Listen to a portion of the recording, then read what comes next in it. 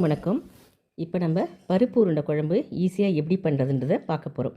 அதுக்கு கொஞ்சம் துவரம் பருப்பு, கொஞ்சம் கடலைப்பருப்பு, கொஞ்சம் மசூர் பருப்பு மூணுத்தையும் ஒன்றா போட்டு 1 மணி நேரம் ஊற வச்சுக்கணும்.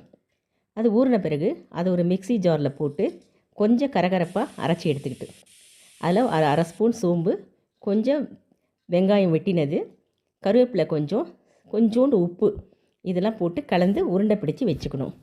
அப்புறம் ஒரு இட்லி பாத்திரத்தில் எடுத்து அந்த உருண்டைங்களை போட்டு ஒரு 5 மினிட்ஸ் வேக வச்சிடணும்.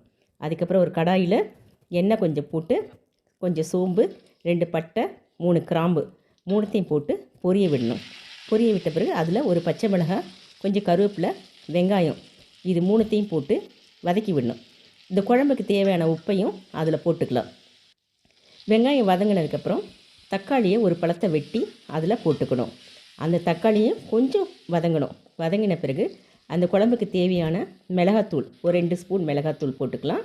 போட்டுக்கிட்டு அதையும் கிளறி விட்டுட்டு அதுக்கப்புறம் இந்த குழம்புக்கு தேவையான அளவு தண்ணியை ஊற்றி மிக்ஸ் பண்ணி வேறு ஒரு பாத்திரத்தில் மாற்றி நம்ம கொதிக்க வச்சிடணும். அந்த குழம்பு ஒரு 10 நிமிஷம் கொதித்ததுக்கப்புறம் நம்ம வேக வச்சுருக்கிற இந்த உருண்டைகள் எல்லாம் எடுத்து அந்த குழம்புல போட்டுடணும்.